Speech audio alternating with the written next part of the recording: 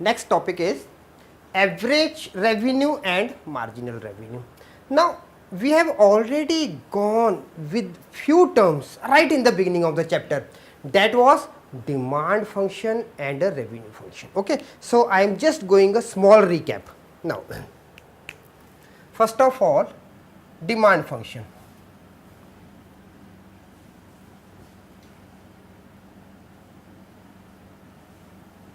Now what we have done in the demand function, we have taken x is equal to f of p. This we took in the demand function. Now what are x and p, where p denotes the price per unit and x is the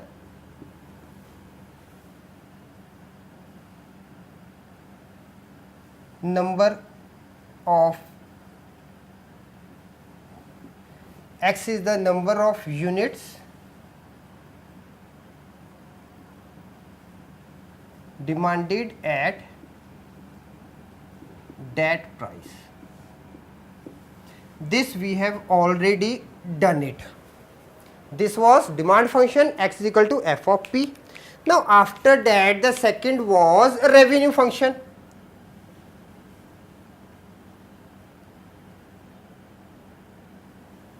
Now in the revenue function, if it is denoted by r, then we wrote it as rx and this was equal to px. Now if you remember what it was, let me write this also.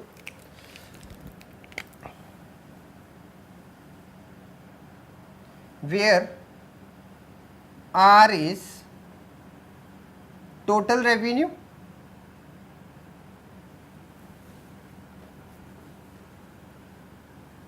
collected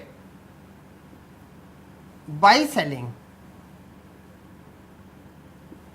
where r is a total revenue collected by selling x units,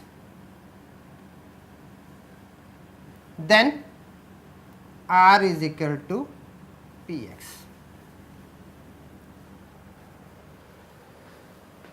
Okay, now we are coming with for the average revenue.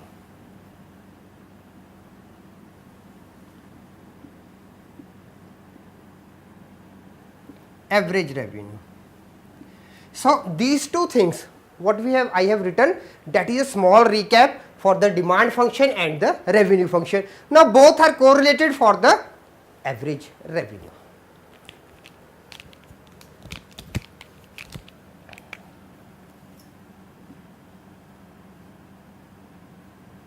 Average revenue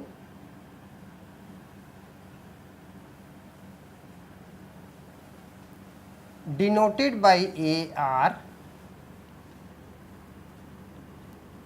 is the revenue received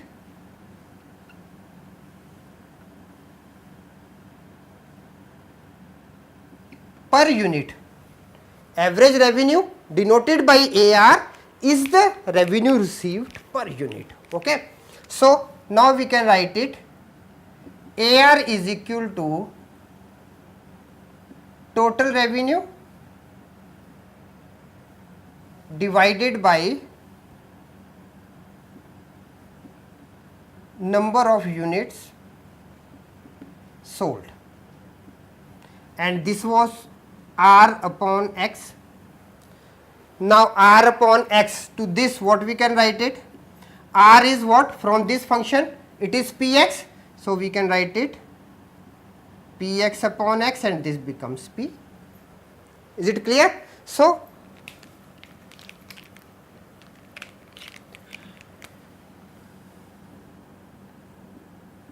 now AR is equal to P. From the formula we are getting AR is equal to P, or we can write it average revenue is same as the price per unit. Is it clear? So this is what for the average revenue, it was a very small thing, but I have to go with the small recap for the demand function and revenue function.